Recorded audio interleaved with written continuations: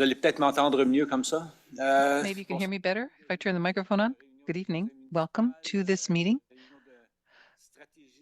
the strategic meeting and policy, which is held every third Monday of the month. So without further ado, let's begin right away with a presentation on grants for 2025 with regard to various sectors of the community. So without further ado, I'll ask Denis Leblanc, the director for this item, to give us his presentation.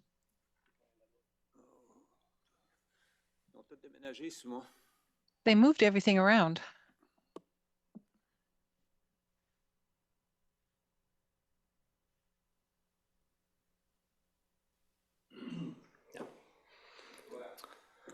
Good evening, Your Worship, Council members.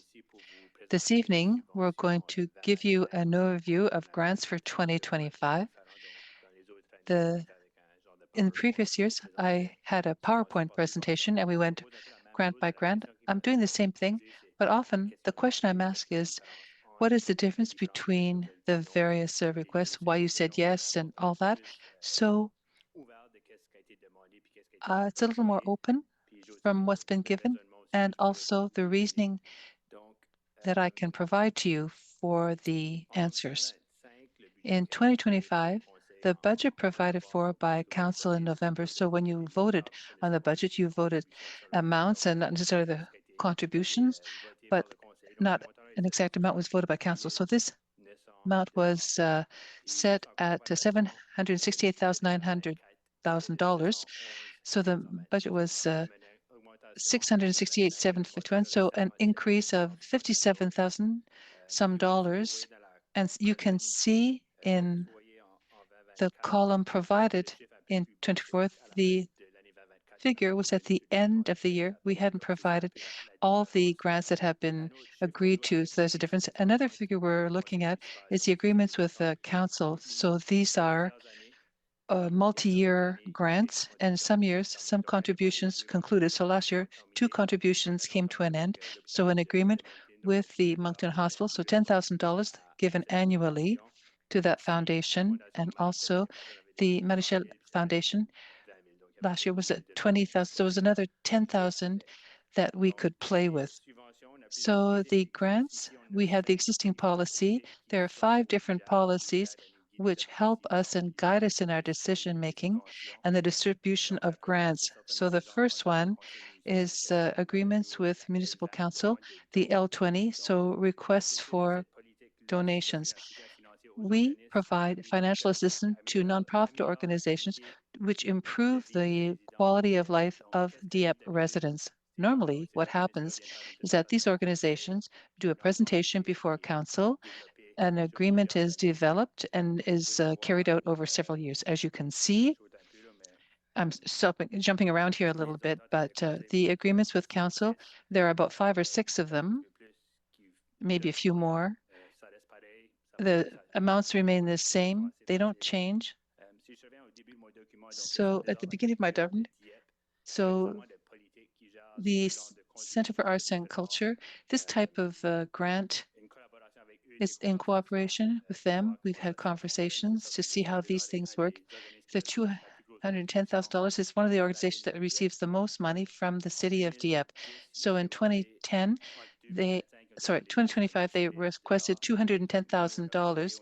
We provided to maintain it at 155,000. There's a reason for that. There was a meeting after the passing of the budgets with your worship and the executive director. So they presented a budget worth $210,000. They wanted several things. There were 3 major needs. So they're looking for help with human resources.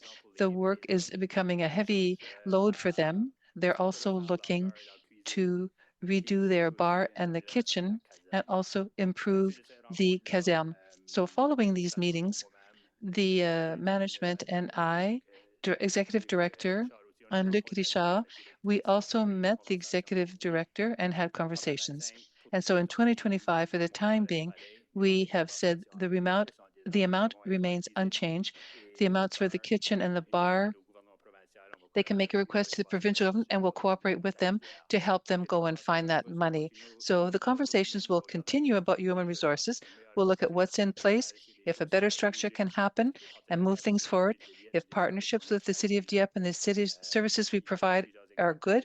So many examples were raised in the course of those conversations. So we're going to continue those conversations, but for the time being, we are providing them with $155,000 for the Arts and Culture Center. Capitol Theatre requested $80,100. We decided to remain at $75,000. Our approach is that the Capitol Theatre offers services to our citizens. We have chosen to increase support to other organizations rather than the Capitol Theatre. As you can see, our own arts center, which has gone through very difficult years and is seeing now better years, it continues to need our support. So we are going to help the arts center here, and we prefer to put the funding there for the time being. We've also told other groups that we were not increasing the contribution to them, as you'll see this later.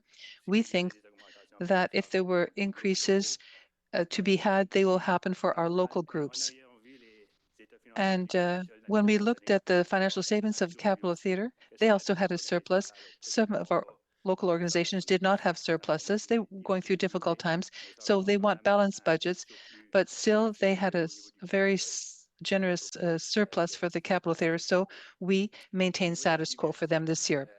With regard to the library, there's an agreement that has been in existence since 1960. Basically, the public libraries of New Brunswick provides salaries, purchase of equipment and books. We have computer material and the rest and other supplies. So what you see here physically is the city of Dieppe that's responsible for that, for the operation. In the past, we always had a budget for the library, but the library never asked for that funding. So we looked to see if they really needed that full amount of money. And in 2023, it was withdrawn.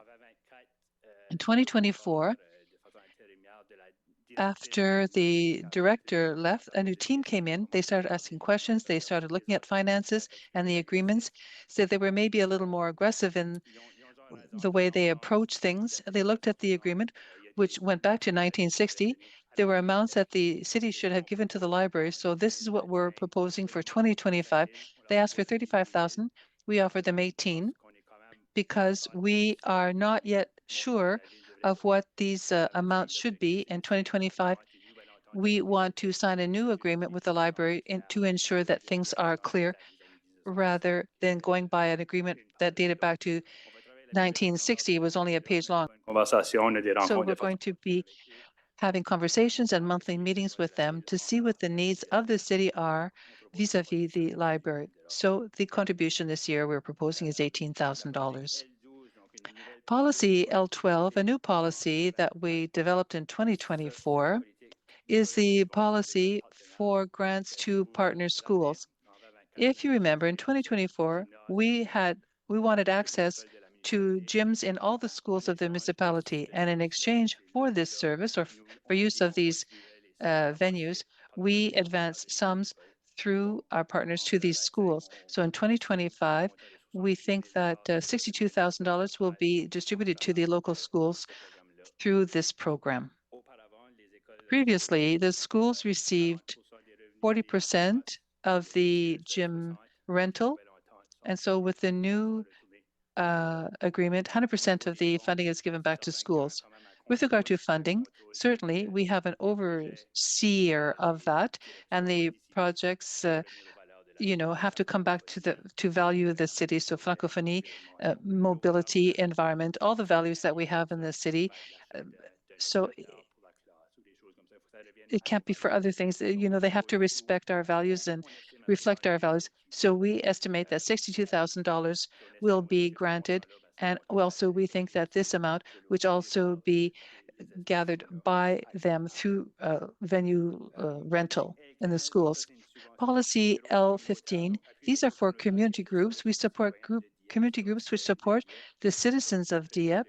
The first one, Boys and Girls Club. For many years now, we've been providing them $50,000. They requested $55,000. We are proposing to maintain status quo, but we are going to help the Boys and Girls Club with two kinds of fundraising initiatives with regard to the gymnasium. There was one that was accessible to the Boys and Girls Club, the pickleball group, which is more retired. They can use the gym. So now the pickleball group uses the gym at the Boys and Girls Club 5 mornings a week, which will give them an estimated income of $8,000 to $9,000. So I'm sorry, I said 5 evenings a week, but I meant 5 mornings a week. That was the test. I was just checking to see if you were all listening. I did that on purpose. I just want to make sure everyone is listening. Also, some new work have been done in 2024 by the partnership with regard to the arena boards. The whole process has been rethought, and rather than having organizations like minor hockey, Ranget, can use these hockey boards, many groups benefit from these, including Boys and Girls Clubs, so they can have advertising from them. So this should bring in about $5,600. So there are opportunities for them to get further funding. We can say, look, we've given you opportunities to get more funding, and we'll see if that works. And if it doesn't work so well, then we'll come back to the table. We said no. We gave them options to go and find the funding that they needed. Maison de Jeunes, many things happened in the past year, in the last 2 years. So at one point, we had decided that we were going to be providing financial help to them. A lot of work was done in Maison des Jeunes. You know, the daycare for the last 2 or 3 was closed. It was a big advantage for them, and it was a huge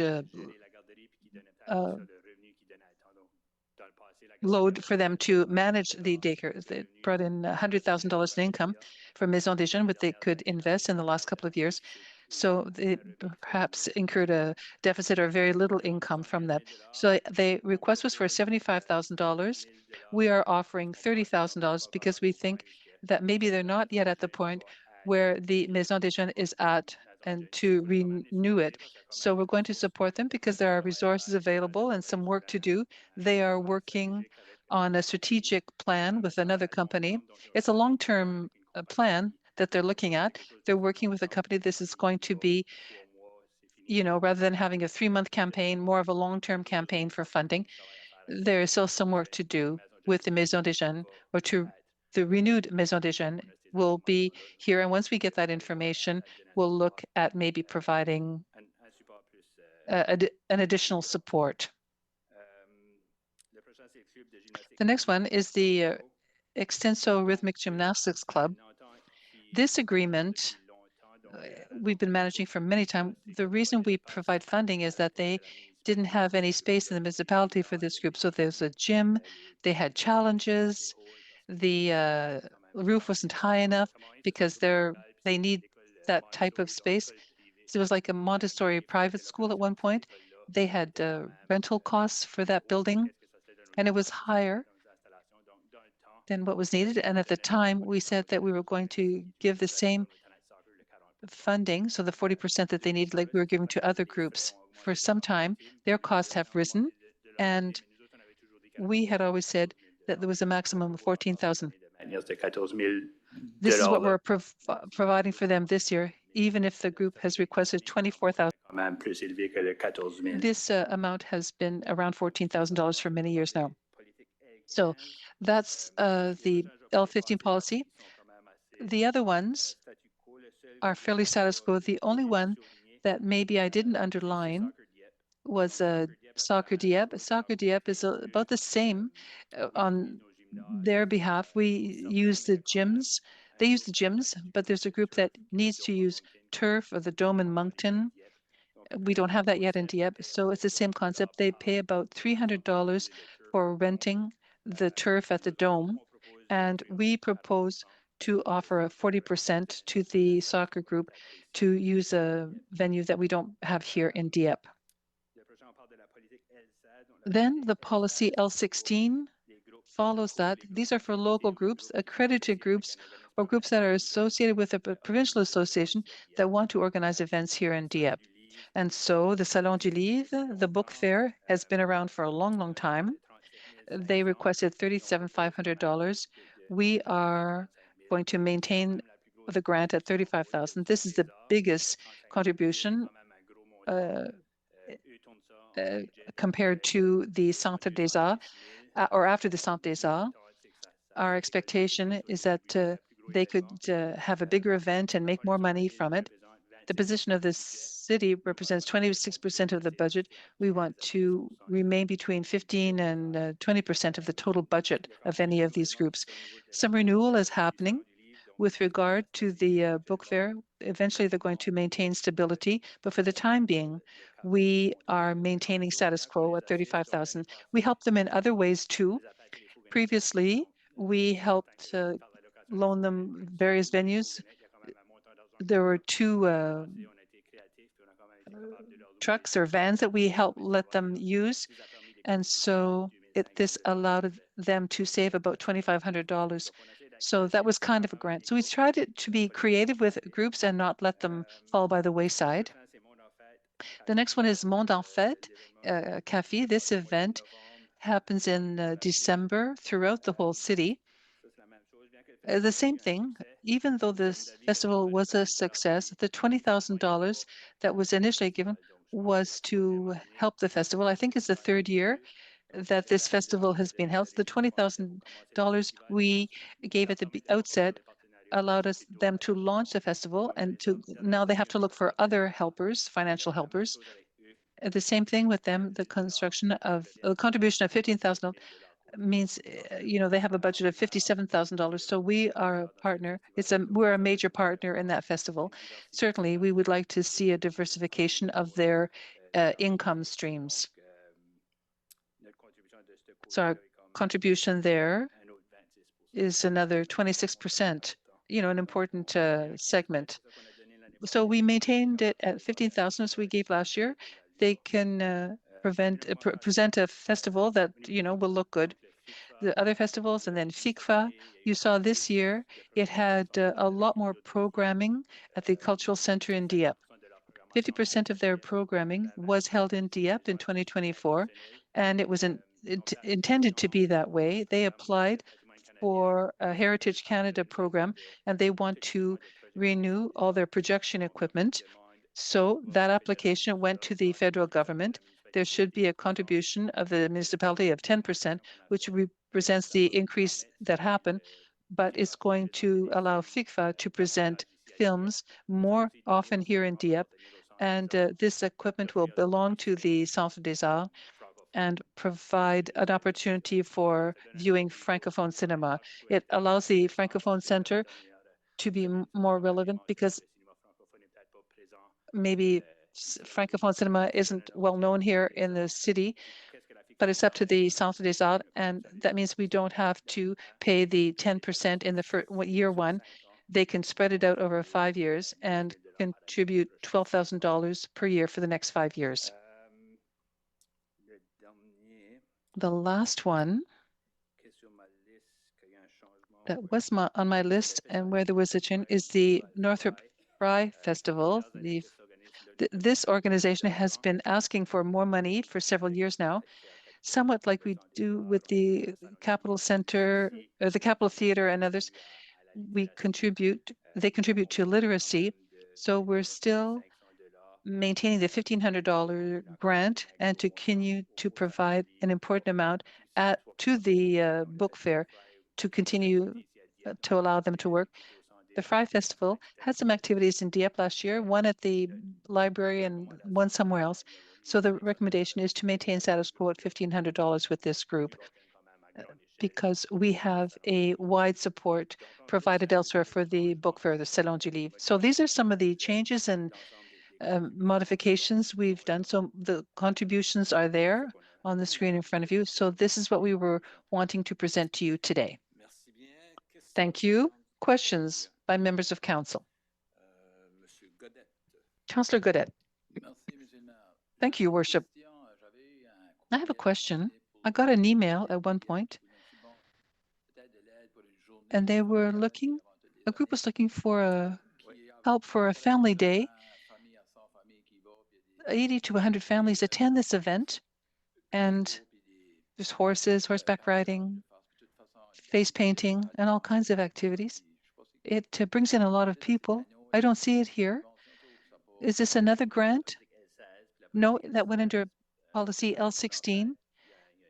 And after there's a line there that says other festivals, because there are other opportunities which were created last year. We had the Arab Festival, which happened halfway through the year. So we set aside a small amount of money every year to be able to contribute to these kinds of events. So the all-terrain vehicle event, so it could be under that heading, because it's starting to get bigger and bigger, and there are about 500 members who have these all-terrain vehicles. So these people, some of these people live here in Dieppe. I think it was a one-day event. Technically, according to our criterion, it doesn't really work. I don't know if it wouldn't have allowed us to contribute to that event. Councillor Turgeon-Roy. Thank you, Your Worship. Thank you, Denis. I have a question related to, and you gave some examples of the values. So if we give so much money in the budget, we contribute more. You talked about the loan of bands, for Fierté Dieppe, we lend the stage or labor or human resources. How can we show this, especially when they come to ask for additional funding? We can also show that it's not just a financial contribution. I would say it's not calculated. And what I want to come to eventually is that you have city services. For example, let's look at Dieppe Pride. So we gave a value of $1,400. I would like to have an opportunity to see, and I'm not right there yet, but services in kind, we have to be able to account for them. Yes, it's a good vision. Great, thank you.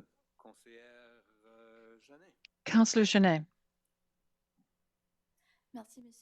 Thank you, Your Worship. Thank you for this presentation. I hope that my question is going to be clear. I'm trying to put things in order. So it relates to the procedure, how we proceed in making the recommendations and how we provide grants to one group, because some groups, yes, have requested amounts of money, but we don't give them all of the amount they've requested. So how does it work? I'd like some clarifications about the criteria, about how things are decided. First of all, there's a budgetary envelope. That's the first criteria. And as I explained, there are different policies. There are 5 or 6 policies which allow us to manage things. I don't know all the details by heart, but eventually, what I want to be able to do in this service is how we develop these criteria to make sure that once we get around the table, we have hit on those criteria and comply with them. These are internal conversations within various departments of the city, and we try to deal with what we have. But to tell you why, and I think the criteria, why we gave more to one or the other, is really based on, it was a mixture of the fact that we had so much money in the budget envelope, and we had conversations around things, and also what makes sense with regard to management. Some groups requested amount, they got the full amount, others no. So it's basically with regard to those who don't have policies, there are some that were developed. Some groups were unhappy with the amounts that they received. And so maybe we should draft something so that things could be more clear in the future. Thank you. Okay. Seeing no further lights coming on. Once, twice, 3 times sold. Thank you so much. Thanks for your presentation.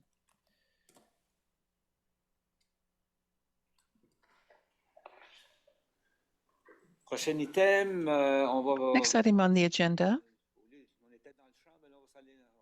We were out in the field, now we're heading into the woods.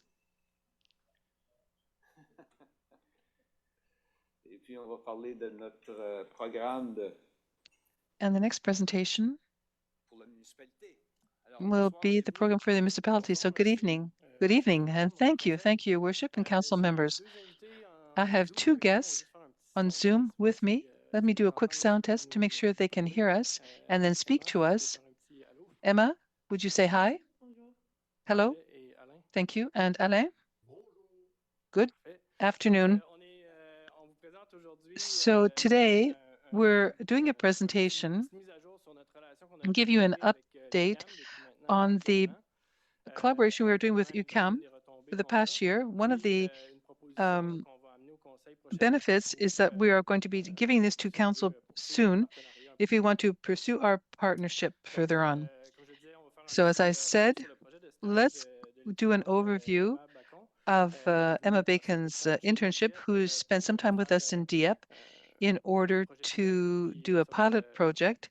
And it was really very interesting to work with her. And then we'll also talk about an opportunity to support this research within the context of the study that's going on at UQAM.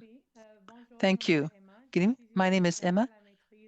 I'm a master's student in biology at Concordia University and the urban chair, research chair. We are doing a community inventory of trees in Dieppe, and to explain that the project and its results. So I can't see the screen. Oh, there it is. So I did the research in urban forestry, and specifically, I did research on private trees that are found on residential and commercial lands. And we think that the private trees represent an essential part of the urban forest. And in Montreal, I'm working on an inventory of private trees. And part of my project is to use community science and to involve residents. However, I met some difficulties in involving Montreal residents, and this part of my project was not very successful. And so this summer, I have an opportunity to receive a grant and to work on the same project in Dieppe and to explore how community science that in a city that's close to its residents can help. And it allowed me to go in the field and to meet residents and to get their reaction to the urban forest. To get these observations on private trees, we launched a project to encourage residents to look at their trees and indicate the location, the type of their of species and the size of their tree on their property, and to indicate the size of their trees. And we also have a protocol, and we looked at the trees to help with the collecting of data and to ask residents to fill out a survey and to share their comments about tree management in Dieppe. Alors, à la fin de l'inventaire, So at the end of the inventory, we had a database that contained more than 140 trees that were inventory, over 45 different species, and there were also several species that were not previously inventoried by the city. So that reinforces the idea that trees on private land are different than those that are managed by the city. With regard to our survey, we had kiosks at 2 Wednesday shows and at the Canada Bike Cup, as well as the library. We also did door-to-door targeted visits in areas with low forest cover. And with regard to the respondents, most of them were in the downtown area and on Centrale Street and Chartersville. And so here are the compiled results of the survey. These are the questions that we asked residents. So the question 1, we asked, is the city doing enough for the urban forest? And most people said that the city is not doing enough. Question 2 dealt with how important is citizen involvement in tree management on public and private land. Most of the respondents indicated that citizen involvement is very important. We also asked residents to share their comments, and here are some of the comments that we were able to get. So many residents felt that there was too much tree cutting in the city, and we had both positive and negative feedback on the bylaw or the services offered by the city, as well as improving planting programs and citizen involvement. So the future implications of the study.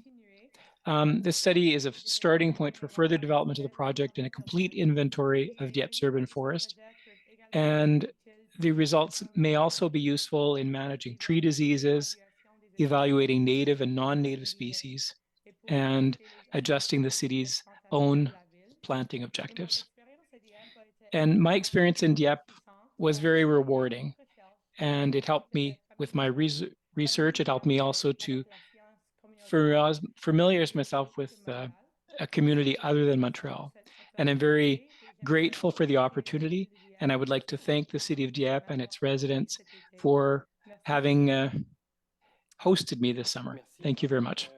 Thank you, Emma. I'm going to pass the mic on now to Alain, who will talk about the various projects that are taking place at the research chair. And then he'll be talking to us about this, how the project that we're in works, as well as the research chair itself. Thank you very much. And so I'm Alain Paquette. I'm a professor at UQAM, and I'm in charge of the research chair on urban forestry. So here you see a summary of what we've been working on in the last 4 years. So to the left,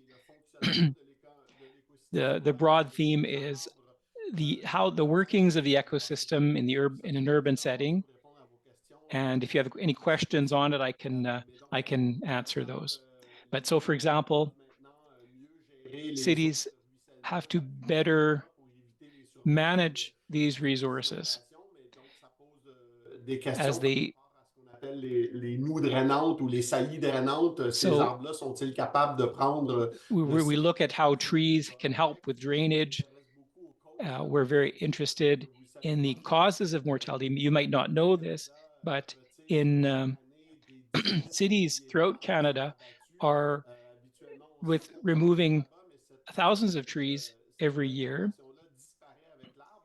And we think that the reason for the removal is that these removals could have been avoided in the past, for the most part. Climate change is impacting cities and the residents of those cities. So it's a safety question. And so we're hearing more and more that trees are important, and that the trees themselves are suffering as well. And they will suffer more if we don't take action now with climate change. So we'll need more trees than we have now in 2025. So we have to really think about that. We also studied the microbiota, that concept. Now you've heard about your digestive tract and how important bacteria is. Your biota is important. Well, it's the same thing for plants and trees. So we're looking at that aspect as well.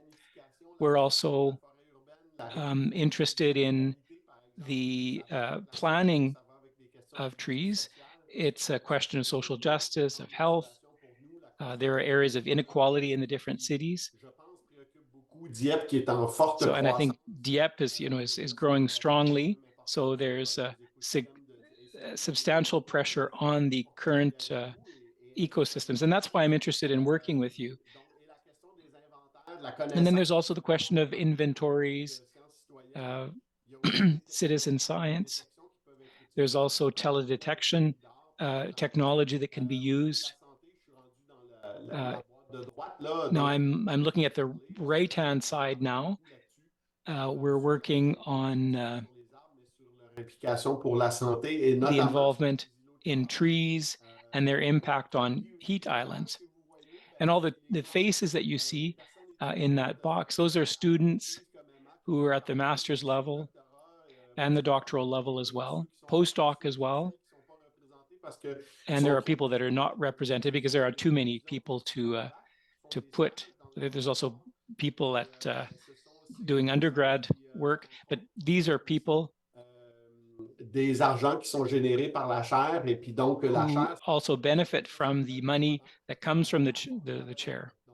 So the chair has an important role in terms of training future scientists as well. So we produce knowledge that we hope is useful, but la chaire, c'est all right, so reçoit the chair is also qui est gets money. So every second dollar, every $2, we get another dollar from the NSERC Canada. ajoute $2 pour chaque dollar qui sont So for every dollar that we get, they add $2. And what's important here is the training of the next generation as well.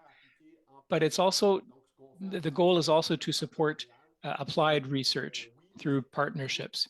So that means the public sector, municipalities, but there's also the private sector as well and nonprofit organizations. This is very important for NSERC and for us as well. It's very important that there are positive practical spin-offs from this research.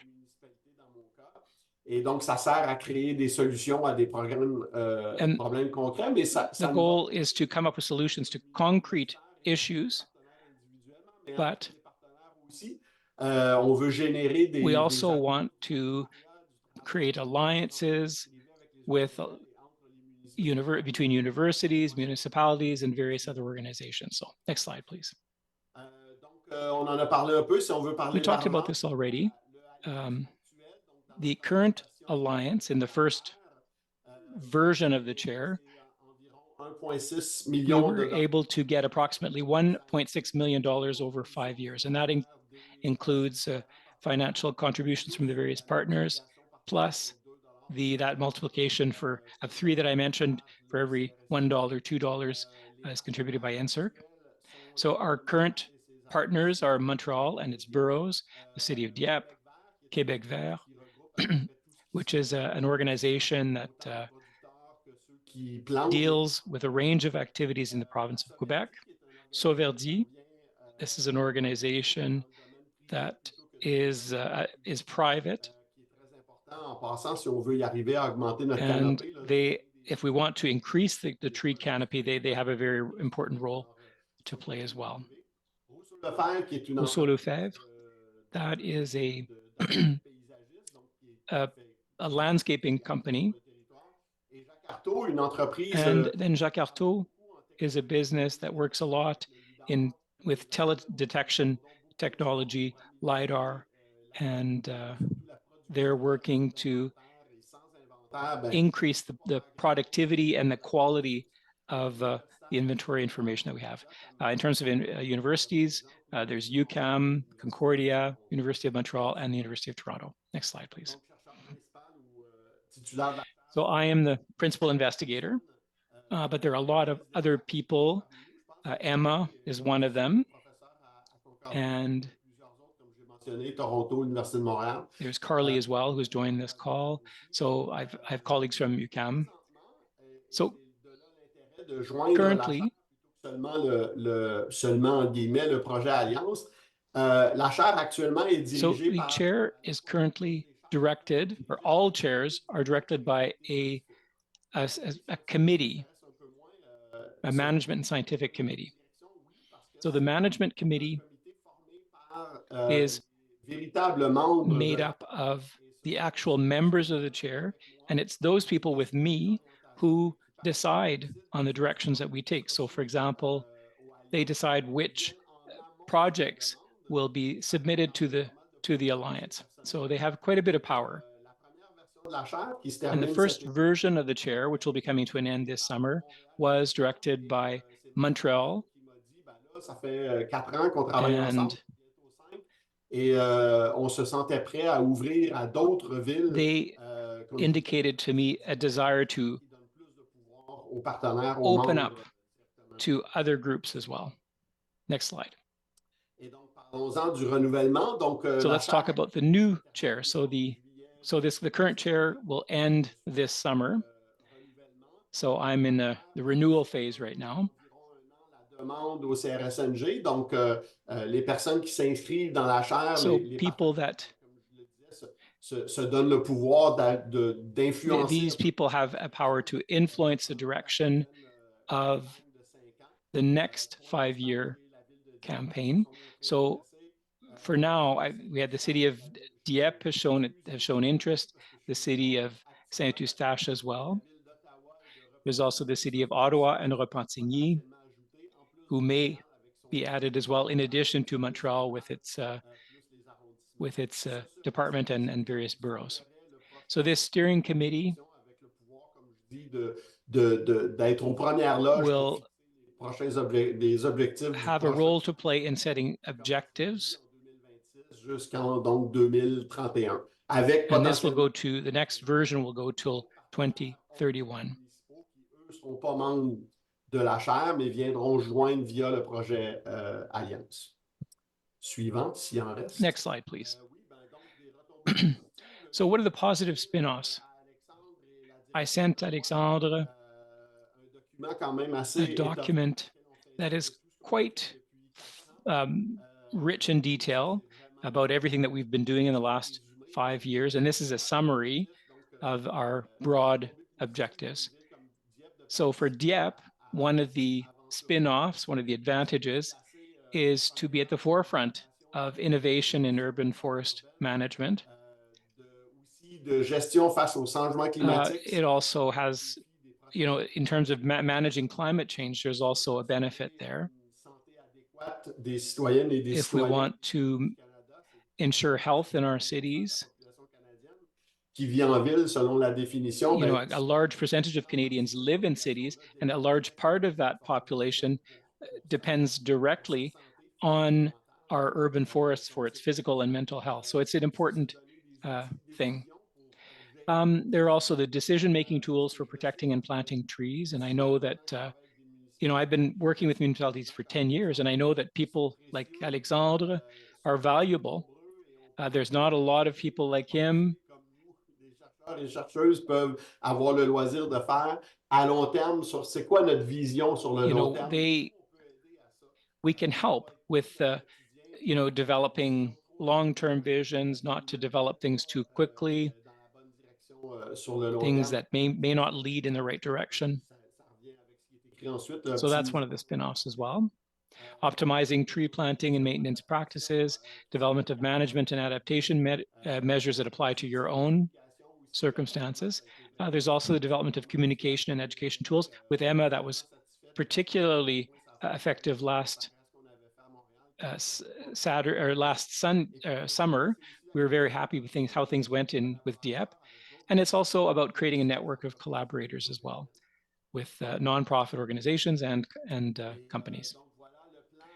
So looking ahead for the next agreement. Oh, Alain, I have it here. So, you know, when we're talking the figures for the next agreement, we would like to propose a new agreement.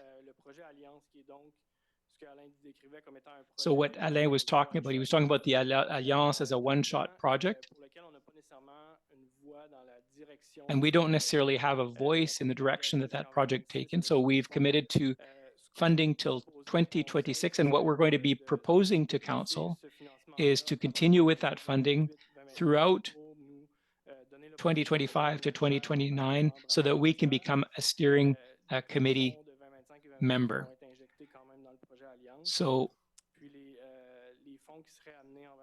the funds that would come in 2025 to 2029 would be injected into the next Alliance or Alliance project. Donc, c'est une présentation plus générale avant So that's a general presentation before we come with a resolution that's more succinct. And if you need additional documentation, we can send them to you.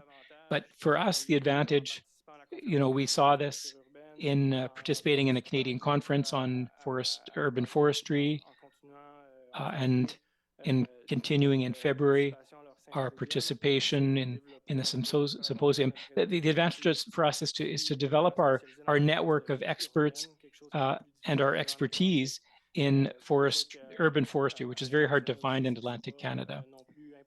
And other people in New Brunswick may be interested in getting involved in this project. So we might be able to go get partnerships, for example, with local universities. So that's basically it. Alain, did you want to add anything else? Well, thank you for saying that. This was, this is a work that I do day to day.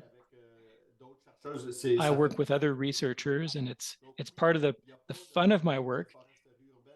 But there's not a lot of urban forestry programs, but I'd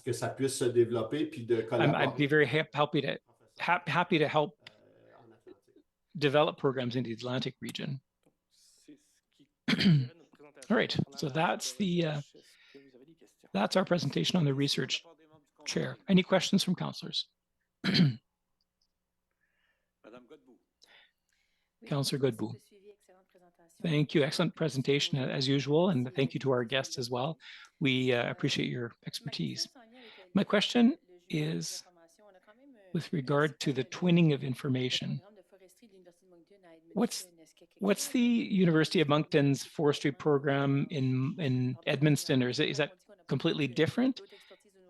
You were saying that there's not a lot of expertise in New Brunswick. And I'm trying to be inclusive here, but should we be exploring something? Well, we've had partnerships in the past, and Justin might be able to speak about this, but we had partnerships with regard to tree planting and pilot projects with the University of Moncton, but their specialization is forest management as a natural resource. So forest planning, engineering, the roads, all of that. But the urban context is very different. Our trees we don't have the same diversity of trees. Trees in an urban context have different stresses. And so in the courses, they talk about urban forestry, but it's not specialized. Okay. Well, another follow-up question then. If I understand, if we continue to participate in the chair, that we would have more input on things. I saw the survey, there were 180 respondents, and I understand that for them that was successful. I'm a little bit disappointed with just 108 respondents, but will we be looking at having a greater participation of residents as well, so we can get more inventory? Will we need to do more to ensure the participation of the community? We want to continue in the same vein as Emma began, where we'll have a postdoc student or another student coming here this summer. We are also planning our management plan, and we'll be setting up a consultation as well. So we'll be trying to involve the public more in our process. And we'll also be looking more at Dr. Paquette's team to see if there are any examples that can inspire us. I find it interesting.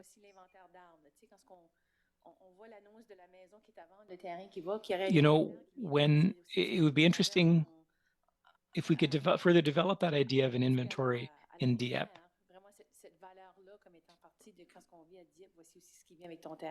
You know, we could, when houses are sold, we could say, okay, well, there's also all these trees that come with this property and it adds value to your property. Any further questions? Mr. Lanting, or Councillor Lanting, rather. Thank you. Thank you, Your Worship. Why was this survey not accessible online or sent out online? Well, it was. Well, okay, you talked about the booths and door to door and downtown, but well, we had put this on our website, but we wanted to really to meet people face to face, and that was you know, in Montreal, they did online information. They provided online information, and nobody got involved. So we thought that a more human approach, a more in-person approach would work better. Is there going to be another survey sent in connection with the tree bylaw? Well, I'll be talking about the survey that we sent to the community during that presentation, yes. All right, anyone else? All right, thank you, Alexandre, Emma, and Alain for your presentation. Always very interesting. And it's very avant-garde. That may not be the best term, but you know, it's part of the discussion that we have often here. It's good to have. It's always good to have a bit more information to justify the direction that we're heading in. All right, so thank you to all of you.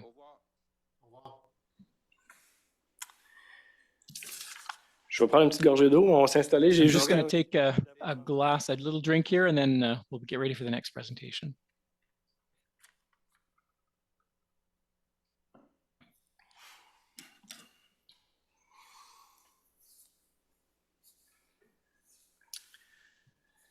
Avant que je débute, est-ce que... All right, before I begin, do you need a break? Because this could take maybe 30, 40 minutes there.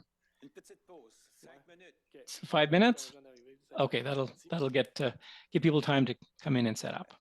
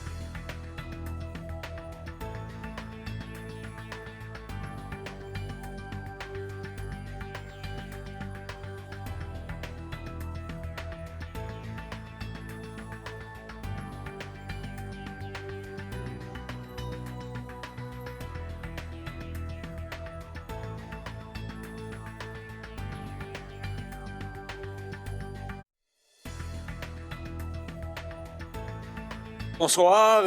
Après une courte Good evening. pause, After a quick break, re-bienvenue au micro. Puis je welcome vais back donner, to the microphone. And I see you brought support. Voilà. Parfait, merci beaucoup. Thank you. Donc, oui, je suis ici avec Justin Yes, Poirier, notre I'm here gestionnaire, with sur Justin téléphone, là, pour faire une mise Poirier à jour de l'arrêté to sur give les you arbres. an update about the Donc, tree je vais bylaw. diviser la présentation comme suit. The On va faire presentation will d'abord be un divided as contexte de la such. First of foresterie all, urbaine, we'll qu'est-ce give qu'on you the sait jusqu'à context maintenant of depuis the urban forestry. We have On the va aussi data that we've présenter une collected. comparaison Then des- I'll give you a des arrêtés comparison qui sont with appliqués ailleurs au bylaws Canada that are pour mettre les applied choses en contexte. elsewhere in Canada. On a For this effectué context, un sondage auprès de la communauté du we développement. On fera un sent retour out là-dessus a aussi. survey. We'll Ensuite, on give va you an présenter update les on that. statistiques de l'arrêté Then en we'll tant que give tel you depuis son adoption, statistics puis des since the modifications qu'on propose bylaw et has qui been vont être passed and amenées the amendments un that petit we're peu plus tard dans proposing une réunion de conseil futur. that will be dealt with at a future council Donc, meeting.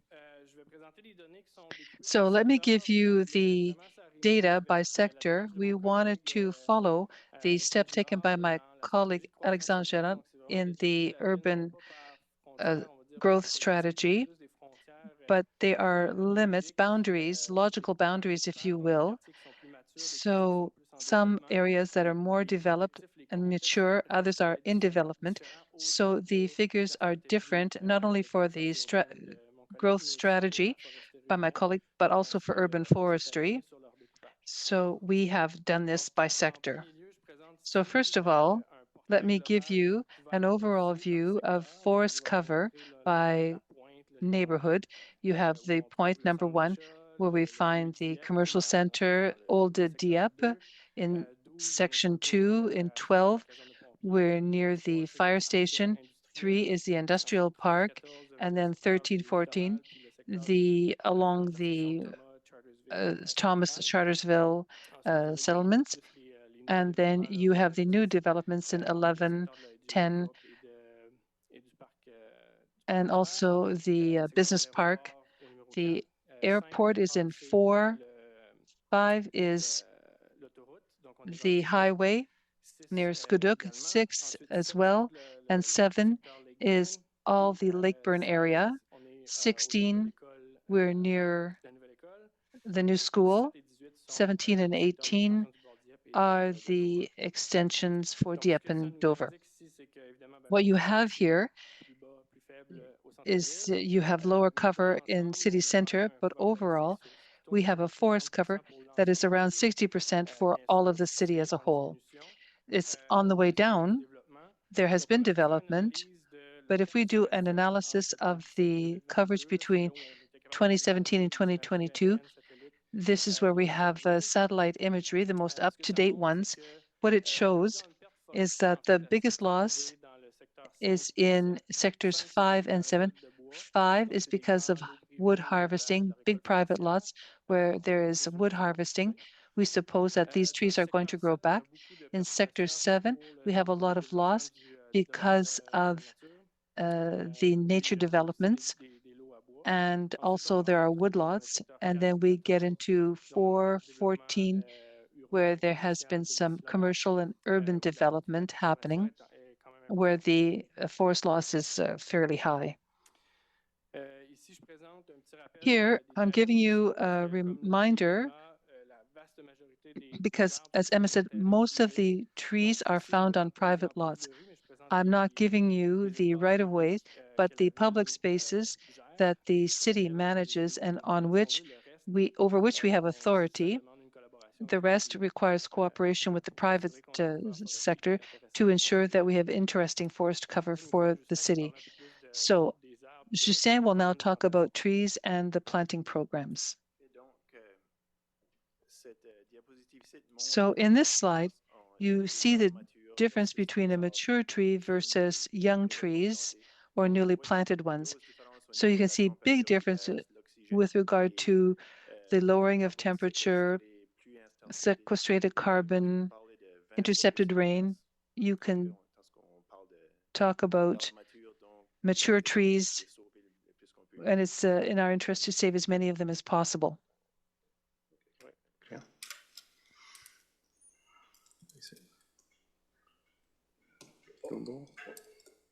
OK.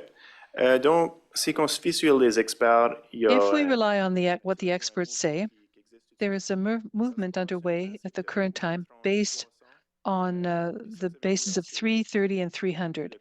It means the concept or the objective is that every home, you should be able to look outside and see 3 trees, and in your neighborhood, you could expect 30% of forest cover, and from your home or from where you work, you would have access to 300 meters to a wooded area. So this concept comes from the World Health Organization, and it's the threshold to attain to have the maximum benefits for physical, mental health, equal access, reducing pollution, heat sinks, and biodiversity. And this is the trend at the current time. With regard to the planting program in 2024, our teams have planted 3,000 seedlings, those small trees that we've planted on municipal lands. We've planted 162 mature trees in the city. And there are 32 of these trees that were subsidized by cutting permits as a result of the tree bala. They were planted near Gauvin and Surette streets, near the caserne, near the building there. That's the first one we subsidize under the new bylaw. As I mentioned earlier, we participated at the Canadian conference in October. We networked with many other managers. We talked about where we were with regard to our regulation, that we're well positioned, and many municipalities were envious of our position. We also connected with Mark McDonald, who's doing his master's research on Canadian regulations. So he did a table of 22 other bylaws on private trees throughout Canada. These comparisons are not easy to bring to light because often these texts are very long. And so his work was very interesting. It's something that I would have wanted to have myself 2 years ago when this whole bylaw came up. However, we have an overall picture of where we are. It does not include Quebec, for which there are 40 or 50 trees which also have bylaws, but because their law code is different, Mark didn't want to deal with that right away. However, their measures are fairly similar to the ones in the rest of Canada. So let me give you some figures with what Mark McDonald has shown us. So the minimal height went from 10 to 50 centimeters. We're at 10 centimeters in Dieppe. This 10 centimeters, I'm sorry. Hedges are not protected in our case. With regard to permit rates, they varied a lot if they were related to development or whether they were related to getting rid of a dead tree, a sick one, or a dangerous one. The fees really go up quite high, but overall, a request for a permit for development, permits went from $100 to $200, pardon me. And in Dieppe, we charge only for construction projects. We don't charge for trees that are taken down for other reasons. So we have $100 per hectare charge, if more than a hectare, for the tree study. Municipalities require this and done by external consultants, which is very expensive.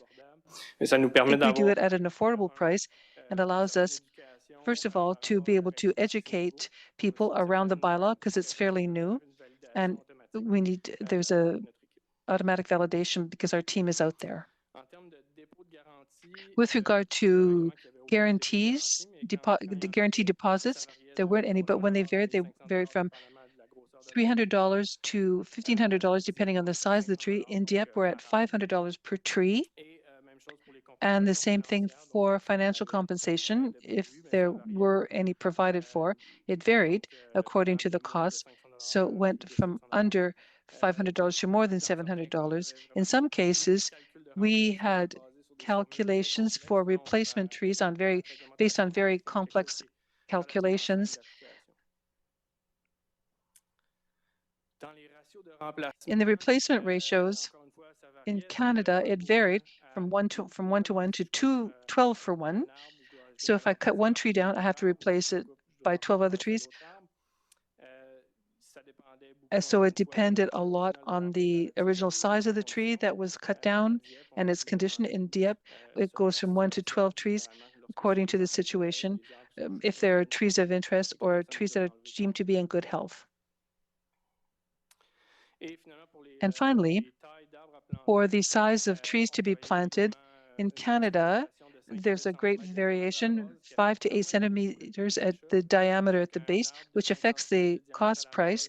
So 5 to 8 centimeters are more than 300 trees, and you're $500 to $600 for more. Some are cost less. In Dieppe, we decided that we have in our bylaw deciduous trees 4.5 centimeters at the base and coniferous trees 1.5 meters high. So this is to give you an overview that we're not so extreme in our measures, but when we make things a little more relative, yes, we went strong, but we are not at the very extreme end of things. We're at the forefront, if I could say, of regulations with regard to these trees. Another thing we did at the end of the 2024 construction season was to survey the developers, the consultants, and tree businesses. And the survey was held online between August 14th and October 30th. We sent out 84 invitations. We had 77 visits on the survey, but only 11 answered, and we thank them for doing that. We hope to have a higher participation rate. but we still had 11 respondents. And we also said that we would invite people for individual encounters if they wish to do so, if it was easier for them to respond. The results of the survey can be shared with you if you wish. All you have to do is ask Mark. He'll do the follow-up. I'm only giving you the big overview or the summary of the survey questions. And so 9 of people out of the 11 said they had a negative impact on their activity. In the positive aspects, there was a conservation of mature trees. It was a good idea, but it required adjustments that had to limit clear cutting. In the points to be improved, often we were told the deposit was too high or could be taken later on in the application process to impose green belts, but opinions were a little mixed, that it had no impact on the environment, that there was no place on these properties to conserve trees, should not be involved in the trees along roads and drainage. One thing is to authorize cutting once the city has approved plans for building roads and drainage. This was happened after. And so to share the point, to summarize all that, to share all that. Also, the question about how businesses saw themselves in contributing to biodiversity and fighting climate change, the answers were a little different. We said we should talk about efficiency to accept things other than trees, and maybe bushes or hedges. There were some suggestions that could be looked at. And finally, it's important for us to know what kind of quality of service we're providing. So 2/3 of those who responded said they were either happy with or neutral about the services that were provided. And so I think we provide a very good service. La communauté soit I quand même appreciate that the community is still ready to work with our employees. That was a positive aspect. So let's go into the statistic part, but I want to remind you of the objectives of implementing this bylaw. Back in 2023, we wanted to ensure a sustainable future for our city and the population, to integrate trees into planning, and not be a last-minute thought. We wanted to encourage the protection of certain trees, trees of interest, and we want to ensure that there would be replanting. So statistically speaking, from 8th of November 2024, how many certificates were issued?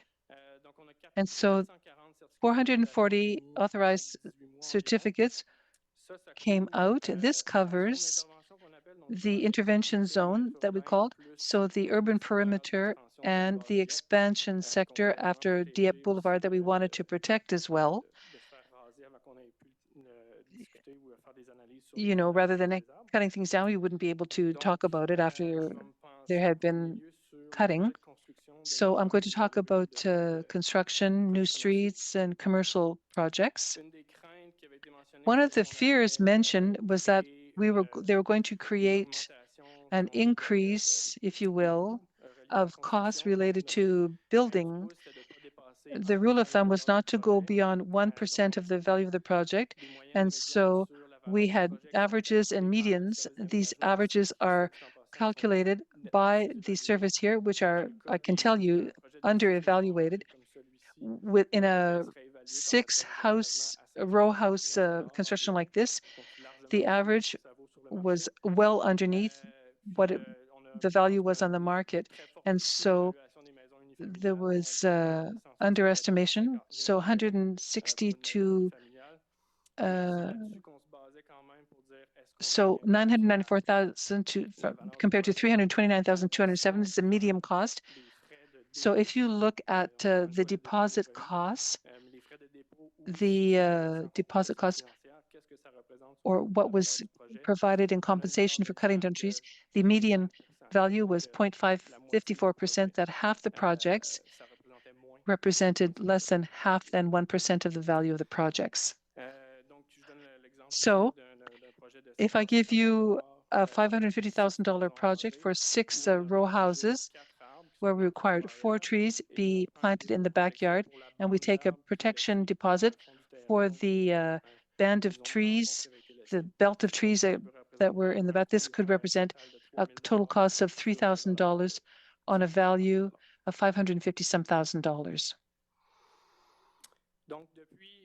So since the bylaw passed, more than 1,000 trees are under the planting deposit. Some have already been planted. We've already started reimbursing these deposits. We calculate that at least half of them would not have been required previously in the planning bylaw. So one-family homes, single-family homes, and row housing. There were some measures for privacy belts where there was mixed uses between 2 lots. But we didn't necessarily calculate them, but half the trees would not have been required previously to passing this bylaw. With regard to fees, $26,000 was collected administrative fees that were used for tree planting.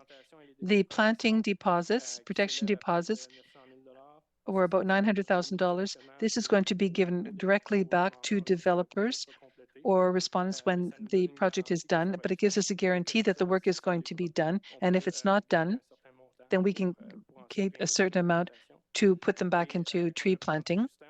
And as Justin said, we have already started planting trees thanks to the fees that are collected. So there's some $86,000 in that account.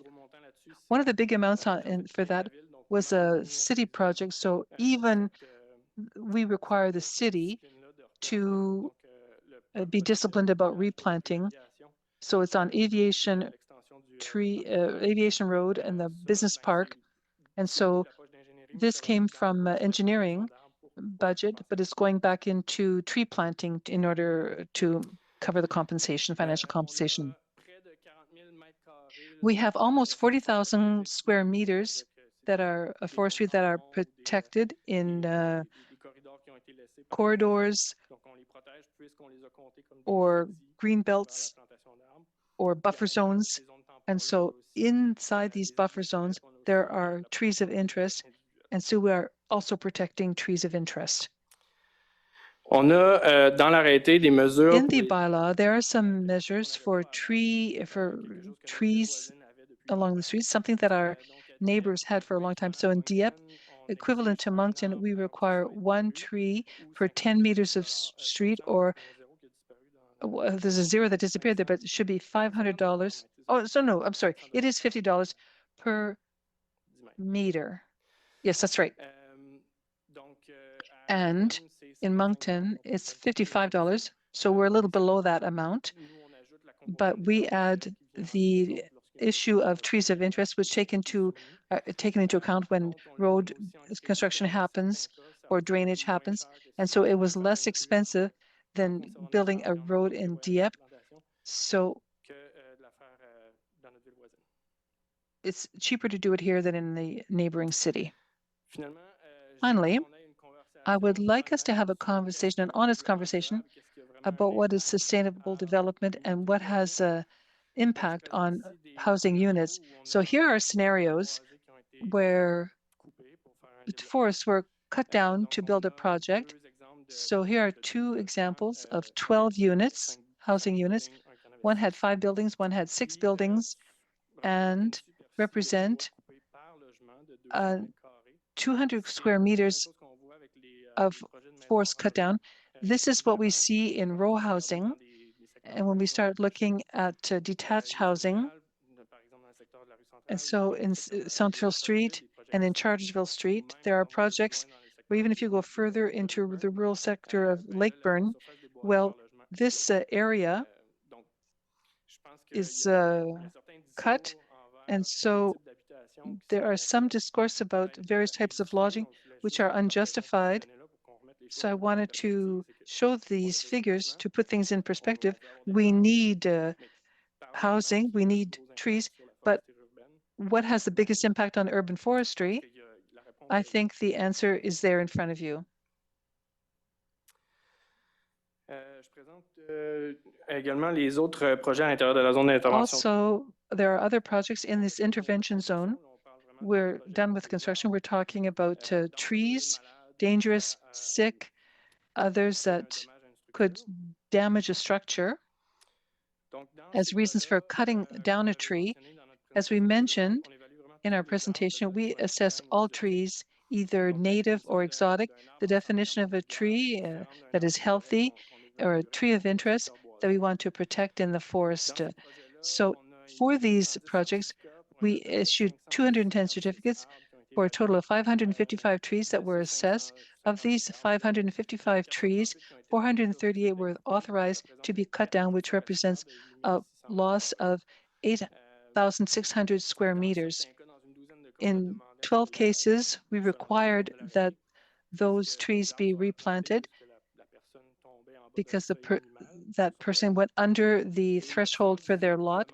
118 requests were refused. In our assessment, the tree was in good health and did not pose a major risk, and this represented protection in the order of 4,300 square meters.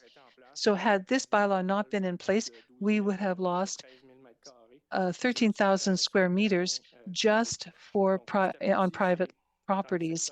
So these are in sectors that are already built up, that we would see this forestry loss, and there would be no assurance that trees would be replanted or there would be any responsibility for this forest coverage. And this would have happened in the city center. Let me give you an example here of a request where 11 trees were to be cut down, but only 2 qualified as sick trees or dangerous ones. 9 others were for aesthetic reasons, because the person was tired of raking up the leaves. They were bothered by it. So in these cases, we count the 9 trees as being in the protected canopy column. In other cases, we also issued specific conditions to protect birds. So those that live in tree cavities, this is a federal law, so we have to comply with it and to wait until the nesting season is over before you cut down a tree that has a nest in it. This is one of the advantages of the bylaw, that it protects the biodiversity. Let me go outside the intervention zone, all the rural sector outside the dotted lines there. We don't issue permits, but there is a mandatory declaration where they know there is tree cutting happening. They have to share the area that they're going to cut, and it allows us to keep track of that. We see this in these sectors where new construction is underway. We see this according to the construction permits being requested. We don't necessarily have a mechanism to supervise what's happening, but where there is development, we know that new construction in the boreal zones are accumulating a loss of 23,000 square meters, an average of 2,100 square meters per lodging, and 9 trees for other reasons were also cut down. We also get positive comments, and I've added them here because this is one positive comment, takes out 10 negative comments. I'm not going to read them all, but I invite you to read them. We share them with the team that I work with. So to come back to the objectives of the bylaw that we had at the outset, we have shown here the advantages of the bylaw. We've answered the initial objectives. We're in a period of adaptation still. We can't change all the rules of the game right away because we're starting to see how things are being adapted to. It comes back to having a certain reflex, for private projects. We see a plantation, which is more important than ever, and we are able to implement protection for trees, and it allows us to free up funds in order to invest in these initiatives. This eco-fiscality measure, because it means that we can generate funds from a source of pollution, if you will, and invest in a healthy environment within this municipality's boundaries. It saves us a lot of work that we would have been had to do in the past, so we can invest this funding right away on these properties. Let me, also, clearly, the bylaw is not perfect. Donc, are, Justin va présenter là, les changes and things that have, improvements that have to happen, and we'll be presenting that in February. We're going to be telling you about these changes. So if any comments come from council or community, we have a feedback time, because we will be telling you what we want to change or improve, not to change all the rules of the game right away. With regard to proposed modifications, we want to better define the geotechnical analysis. We want to be more precise for some parts of the bylaw, increase the credit for forested zones, recognize the value of other initiatives, environmental issues in the project, and also define the infraction if the trees are cut down too early.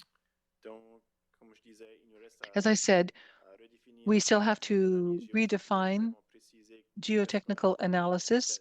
We have to be more specific about how that is going to look, and more specific about the tree cut analysis. With regard to paragraph 17, there would be a refusal if the type of plantation is not adequate, if there isn't enough space, if there is infrastructure that could be in conflict with the trees, any other item, and it would be possible to refuse a request or ask for a modification if the application wasn't adequate. One which is very interesting is paragraph 21 with regard to conservation of tree lots or trees of interest, a reduction of the credit for a minute. We want to put it from 1 to 4 trees per 100 square meters of conserved trees.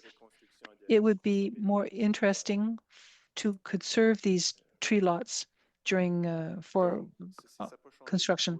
This hasn't changed very much. It's just the way we're calculating the requirements. So it's all based on the number of lodgings created, or housing units created, the value of the house, the facade created, the value of trees of interest that are cut down, and then with the combination with the protected forested zone, it's 4 per 100 square meters, if that change is accepted, and we calculate the deficit, and we can finally determine what financial compensation we would be interested. So then that means more forested lands would be protected. With regard to section or paragraph 36, it's about the same thing. We consider a tree as a value of $500. One tree would be valued at $500, and for bigger trees of planted, interest, 500 per 10 centimeters of DHP for a tree of interest to protect. And we don't charge a higher rate. Even we would only request a deposit of $500 per 100 square meters. It would be encouraging for other projects to save trees. With respect to Article 36, if tree planting doesn't cover all trees required, $500 per tree not planted would be paid to the city. That's how we operate right now. And what we're proposing is to propose adding other value-added projects with a monetary value equivalent to or greater than the financial compensation, such as green roofs, rain gardens, naturalized retention ponds, and other city-approved projects. So if there's not an option to plant, there might be an option to do other work. Article 40, fines.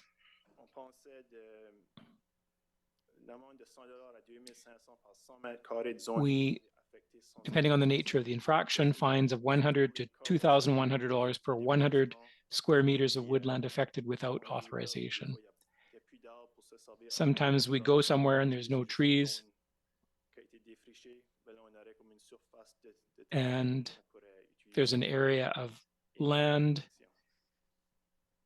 So we could look at that as well.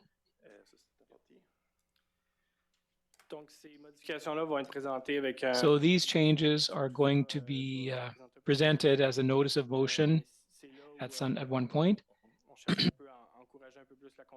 And so we want to promote conservation, and we want to clarify certain gray areas that we've encountered. Now, I've been talking to you for about 30 minutes, so I'm going to just conclude this presentation.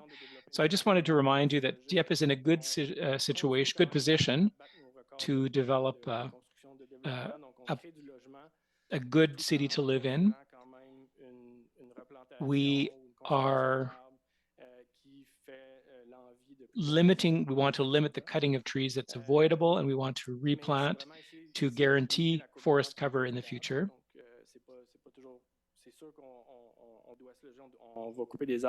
So trees are going to have to be cut, that's clear, but we want to have certain restrictions on what is avoidable tree cutting. In terms of, we've talked to you about some improvements that we wanted to put. So we also wanted to let you, to invite the public and invite council to speak. And after that, I'll talk about next steps. So, Your Worship, I'll open the floor up now. And if I think there are some people here, and I think they want to be heard. So let's take the time to take the time to hear them. That's what we're here for. Should we start with the council, or do you want to invite members of the public to speak? Okay, well, let's start with the public. And if they don't want to listen to us after, then they can head out.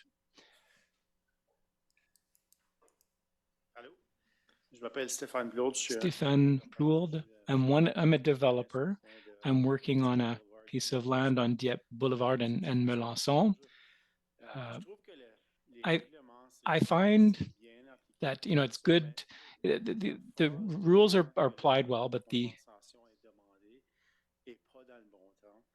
you're not asking for the funds at the right time.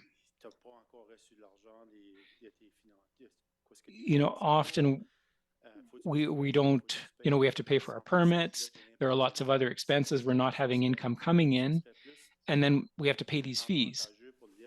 So it would be easier for developers to take this bylaw and maybe apply it at the middle of the project or at the end of the project. It wouldn't change anything in terms of revenue generated by the program, but for the developers, that would be a big difference.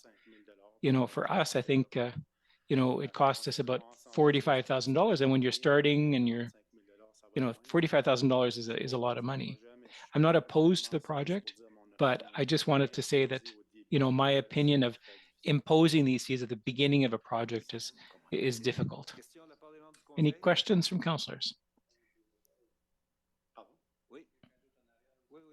Oh, there's someone else in the back there as well.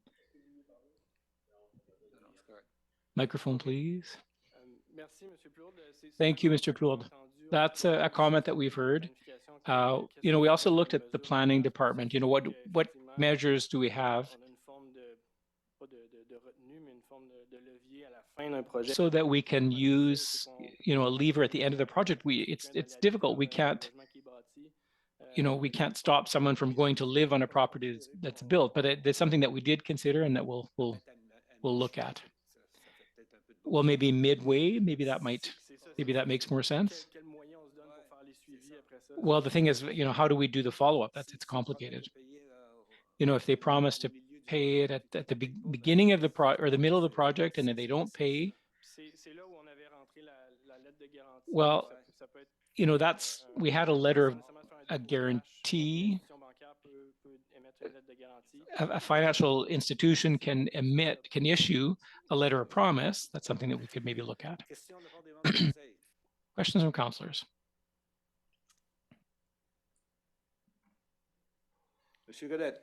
Councillor Godet. Thank you, Your Worship. Just a question on page 33 or slide 33. The seedlings, how big are the seedlings? And then where are they planted? Those are for public lands. It can be parks or along trails, places where there is not a lot of stress on the trees and where they'll be able to grow. So those 3,000 seedlings, do we look after them or do we just plant them? Well, often they're planted and we try to plant them in a, normally they don't need to be watered too much, but they're kind of left to their own devices there. So some will survive and some won't survive.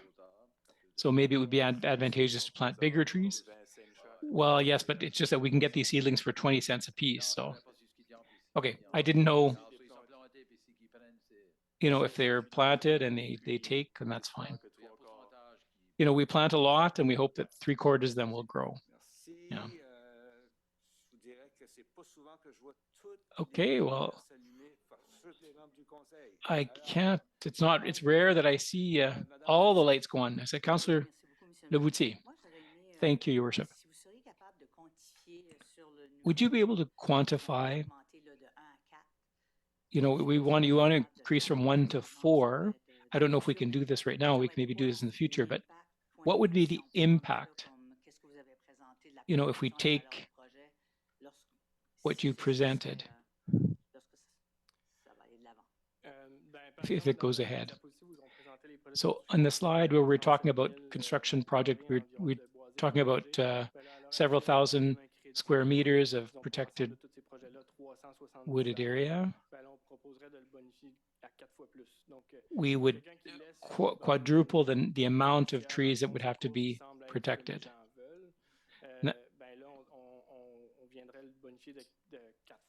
So we would increase that by 4. So somebody that has land, it's a 20, the minimal lot size is 20 by 30. We would give the equivalent of a credit of 4 trees so that people wouldn't have to replant. So, okay. And there are, definitely more than 4 trees in 100 square meters, but and we accept brush sometimes. We accept all types of wooded areas because that's part of diversity as well. Councillor Jeannet. Thank you, Your Worship. Thank you very much for the presentation and for the changes that were presented. I'm gonna just sit with that for a while and digest it. I had a question, and it's slide 29 by neighborhood. Now we see, the area where there is less forest cover.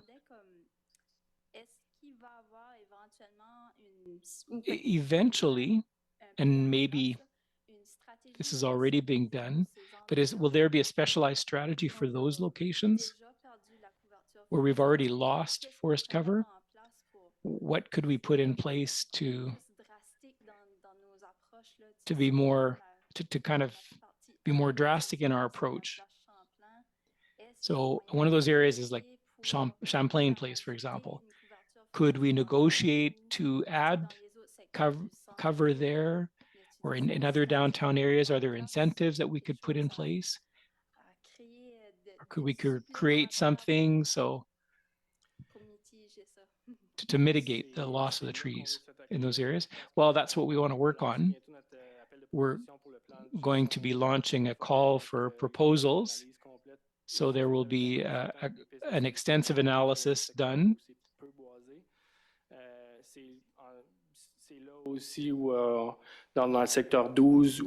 In area 12 as well, around Surette and the fire station. Well, then we have to demineralize, and that means that we have to break up asphalt, basically. So we have to evaluate where the vacant lots are. There's all the redevelopment projects in the downtown core, where we may have opportunities as well to increase our forest cover. But we have to give ourselves the means to do this. And we've got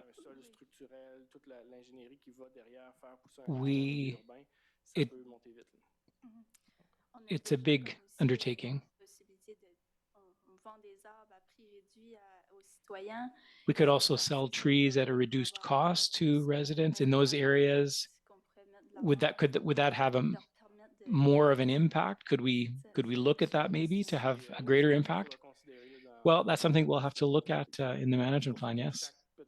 And that's why every neighborhood will have a specific kind of intervention plan. All right. Councillor Brideau. Thank you, Your Worship. I have a problem in my neighborhood. So Denis, I'll tell you something about what happened to me last year. A neighbor's tree fell on my property and I had to remove it and I had to get a permit. This fall, on the other side of my property, I don't know if these are birch trees. I don't know what kind of trees they were, but these are trees that grew between a fence and a baby barn.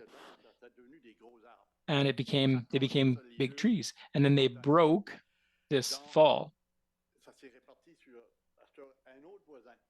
And so that fell, so there's 3 people now involved with these trees. And 2 people don't have access to people that can come and help them. So one of the trees fell on my baby barn. I don't really want to do anything because then I'll be stuck with that problem. And then the other, and so these are technical problems. And I think I can't be the only person having these problems, but I didn't want to answer them right away because I wanted to do a bit of research. These trees are big enough that I can't move them on my own. They're stuck between my baby barn and the fence and the baby barn, the neighbor's baby barn. They just kind of fell and collapsed. So these are technical details here. And I don't need the answer tonight. I can go and talk to you and just to see how do we solve this problem. All right, you're going to have a visit very soon. Yes, we have a very competent team that can help people. It's not always necessary to replace a tree, but we'll evaluate it. We evaluate it kind of on a case-by-case basis. Thank you. Councillor Thibodeau. Thank you, Your Worship. In the studies that you did, when the bylaw was adopted, I had asked a question. Should we charge developers for where the street is going to pass? So if you build a neighborhood, you need to, when you build a neighborhood, you build out a neighborhood, you need to put streets in. And I don't think it's good to make promoters or developers pay to remove trees to build a tree. Did you look at that? Did you consider that? We did, yes. And so we charge for certain trees. So our trees of interest, not necessarily all trees. So the density can vary depending on what wood is going to be cut. But for us, the loss of those trees represents an environmental loss. And where the credit comes into account,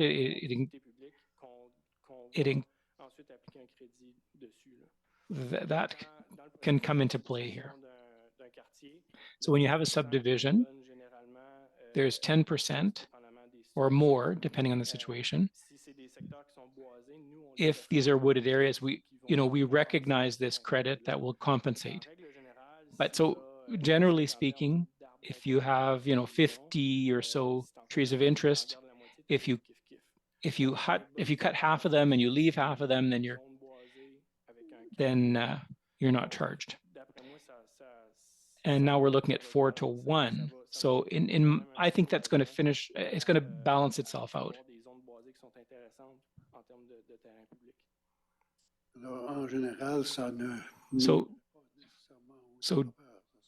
So it wouldn't be detrimental to the developer, generally speaking, right?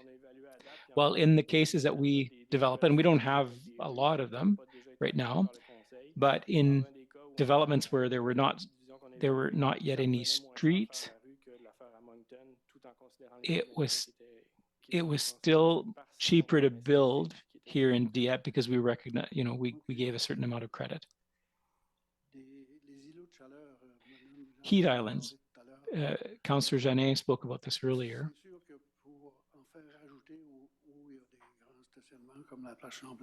Adding trees where, in big parking lots, that's going to be difficult. That'll take a lot of negotiation, I'm sure. But for the new buildings that are being built, can we put that into a bylaw to make them mandatory? Well, that has to do with the zoning bylaw and how we define and design parking lots. But that's where it's interesting to work with the research chair and Professor Paquette. They have their expertise in knowing how to proceed. So that's something that we'll learn how to do with the community and the city and within our own projects as well with the engineering department. I think, I was reading an article yesterday that said that if the governments at all levels don't take courageous decisions, within 70 or 100 years, there won't be any more life on Earth. It'll be a catastrophe because there'll be forest fires, loss of vegetation, illnesses, respiratory, cancer, cardiac illnesses. So I think we have to do something. And, I think what we're doing here is good. Thank you for the presentation. It was very good. Thank you, Councillor Thibodeau. Councillor Thibodeau, or Godbout. Thank you, Your Worship. A few comments and a question. When we, we're looking at the World Health Organization data, we looked at the number of trees. Does those statistics vary depending on, we have those recommendations, but is it the same thing if you live in a more rural area or in a denser area? Do those figures vary? How many people have to share those same 300 trees, for example? So if you've got a community of 50 people, versus 3,000 people on the same. So do those recommendations, do they allow for variation of density and so forth? And is it a minimum that's being recommended?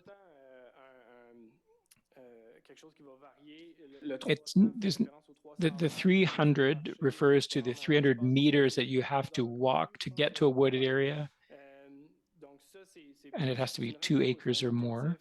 So it's an objective, it's a general objective to create communities that are pleasant and good to live in. Now, in Dieppe, this is not the case, and very few, it's an ideal to aspire to.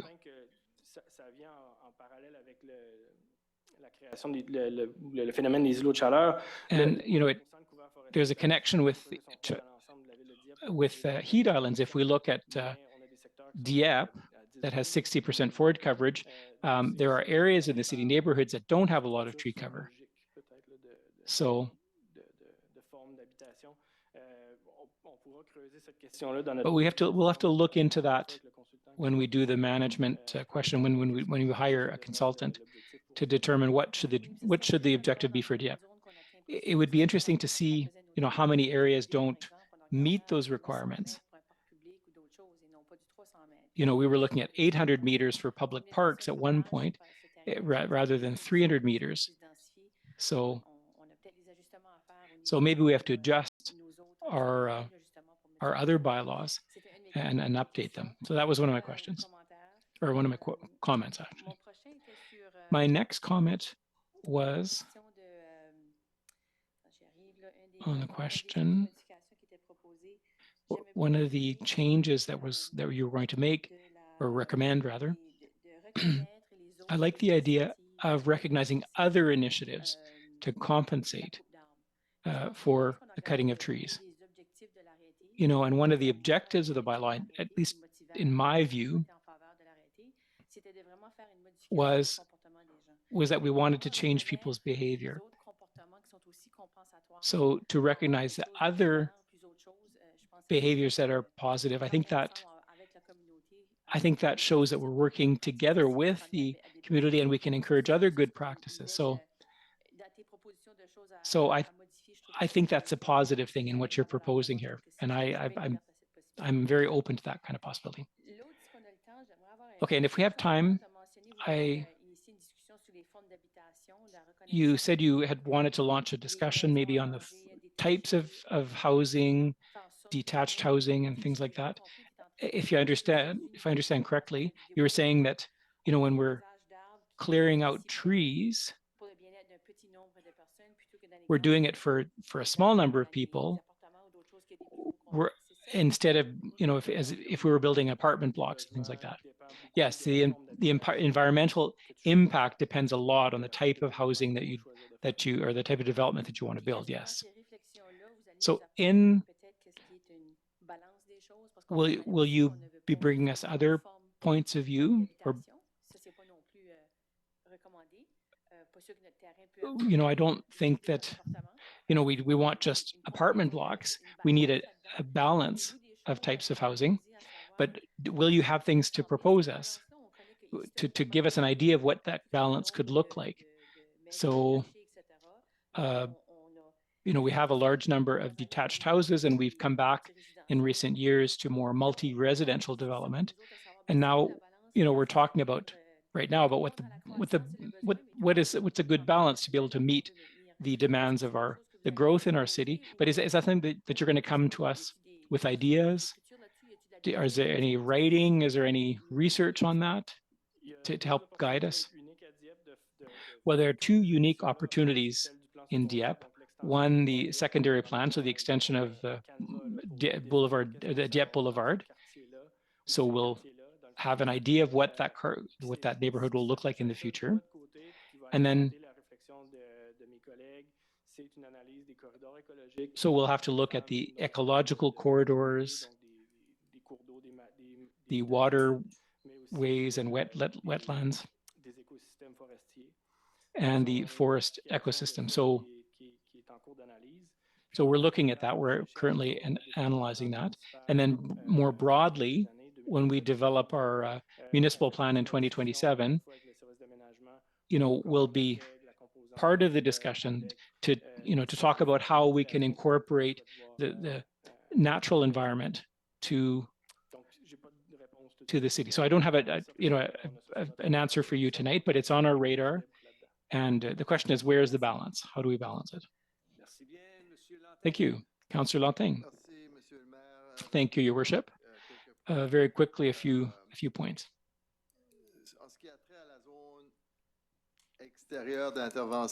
You know, the zone that's outside the intervention area, I think we need to consider including it in the bylaw sooner rather than later.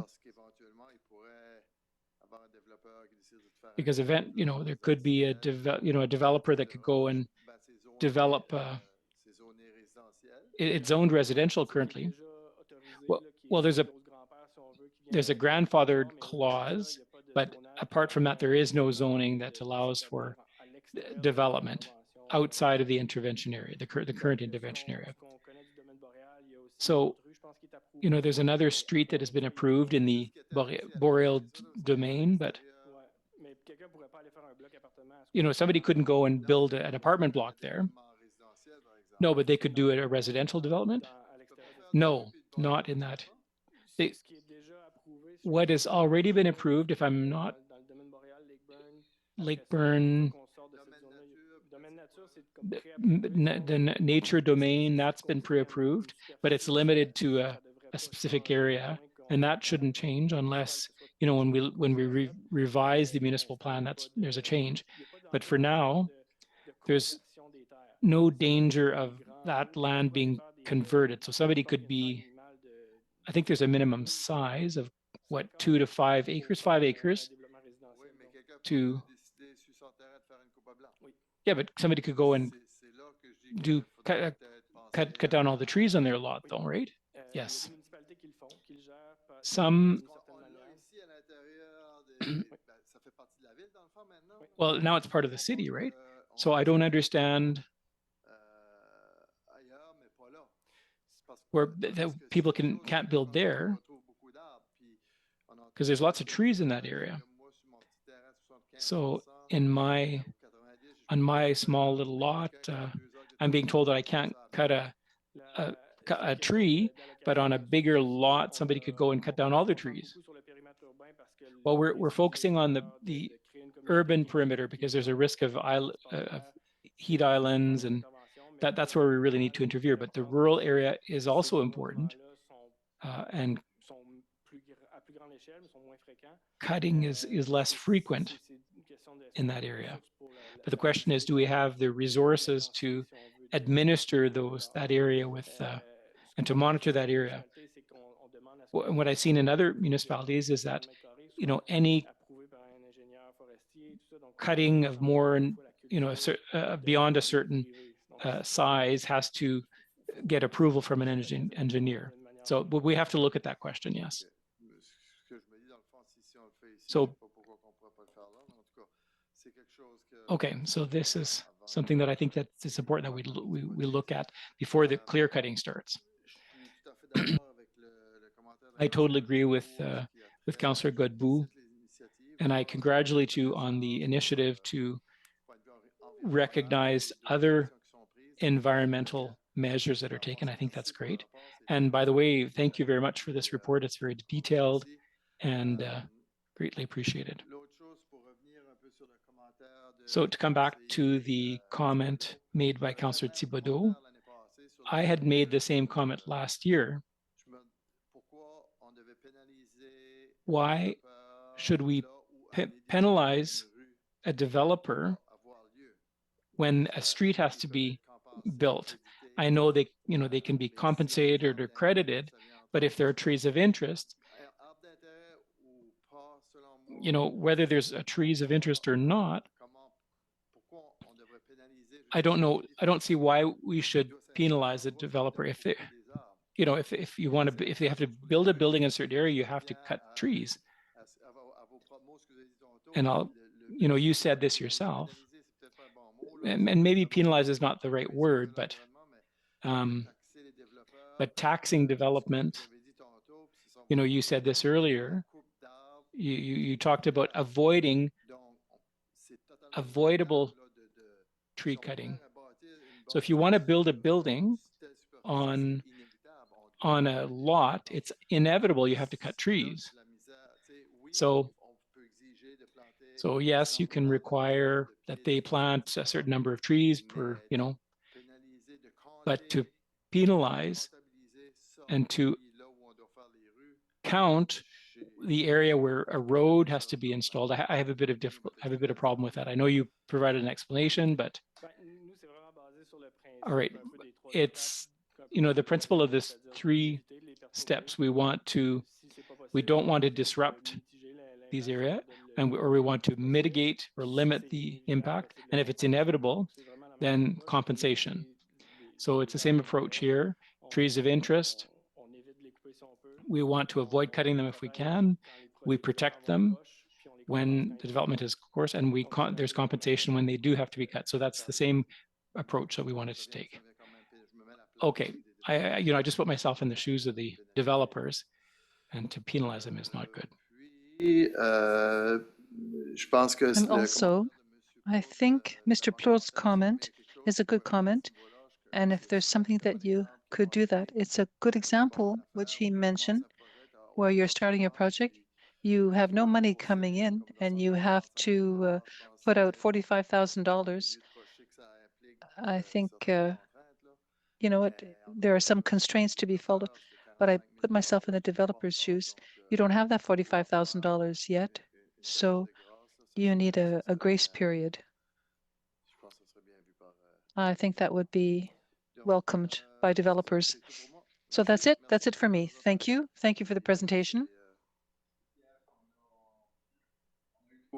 You know, we had the courage to pass a tree bylaw, and we have to recognize the importance of trees to the community. Thank you. No further questions. Thank you for this excellent presentation. Thank you to council members for the many questions you had. Thank you for the developers who came to the meeting and showed their interest in order to make sure that we do things right. And there are many ways to define how to do things right. And my experience with our administrators and people in general at the city is that we find solutions to satisfy everyone's interests. And if that's the intention, then we will continue to work in that direction. So once again, thank you to all of you. And unless there's another earthquake, I think that's the last issue for this evening. Sorry? One last item, Your Worship. Update on commissions and external committees by members of council. Yes, sorry. I ran ahead of myself there.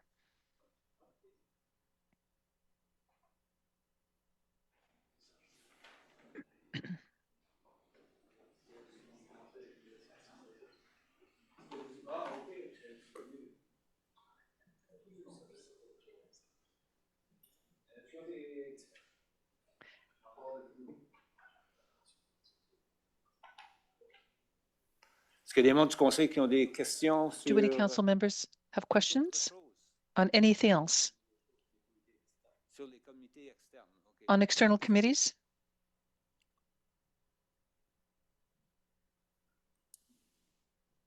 Madame Godbout. Councillor Godbout. Thank you, Your Worship. For the benefit of the population as well, the policing committee met before Christmas. At the public meeting, we had a summary of their annual operating plan. We're still waiting for some details before we can give you all the details, but they provided information about the upcoming use of the hirings that will happen over the course of 2025. The only thing I might want to mention to Council is in the coming year, 2025, we have a new strategic plan that we'll be working on. The fact remains, though, that as institutions, you can imagine that the police board is not always ready to provide all information. We need a full picture of their operations. The police board has done a lot of work over the past year to get even more information, but we continue to work hard at getting all this information. I also wanted to mention that we have good representation from people of the city of Dieppe who are doing great work, but I hope at the next meeting, the next update, I will have more information for you about the level of comfort with the policing authority from the plan. We haven't had the plan, but we've had a summary of the plan. So I will come back to you with the confirmation that we have been able to look closely at their operational plan and look at all the issues. It remains that we live in a very safe city. As it concerns public safety, we got a report in the last month. You saw this in the news that some 500 vehicles had been stolen in our area in the last year. We had no opportunity yet to do some follow-up with the police services about this and to get a report on it. I hope to be able to ask questions at the next meeting. It's worrisome, though, that these things are happening. The RCMP reminds us in our community to lock your doors. There are actions you can take to minimize opportunities for vehicle theft. These things are happening in our community. We don't necessarily have, huge reports or statistics about attacks or things like that, but we have a lot of other information. And so with the increase that we had in the last year, in the budget, I mean, more resources will be targeted at property theft, and the municipal police should be able to improve the figures that we have about thefts and other things. These are things that we're going to be watching. On va faire le suivi. For me, this is something that we will follow up on, and we should all be following up because, you know, our insurance goes up when there are cases like this. However, we do live in a very safe city, and, you know, and it wasn't just in the city of Dieppe that these 500 thefts happened, but all of the southeastern part of the province. But it's still a great place to live. So that's the update for that, and we'll follow up in the next meeting. Thank you. Anyone else?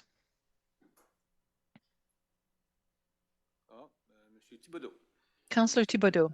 Thank you, Your Worship. I simply want to give you a quick report of the annual meeting of MAGMA, which was held in December. And at this meeting, we learned that there's going to be a cutback in the number of immigrants accepted in Canada. That means that grants are going to diminish as well. And the provincial grants have not yet been announced. So there's certainly going to be need to adapt to various changes over the course of 2025. Thank you. That's it. Anyone else?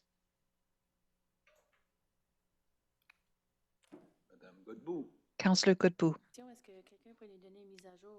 Could someone give us an update about the board? Are there any members being looked for on various boards or committees? Can someone give us an update on that?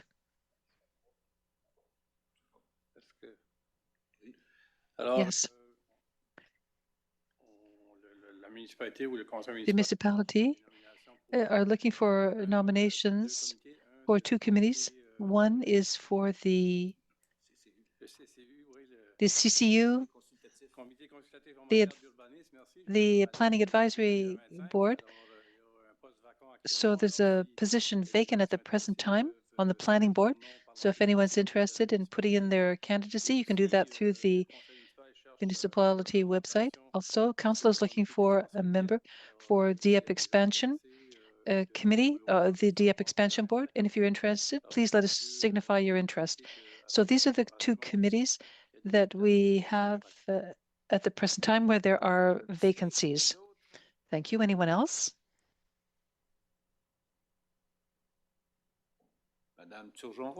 Councillor Turgeon-Roy. Thank you, Your Worship. Well, I'm going to take advantage for an opportunity to talk about the Arts and Culture Centre of Dieppe.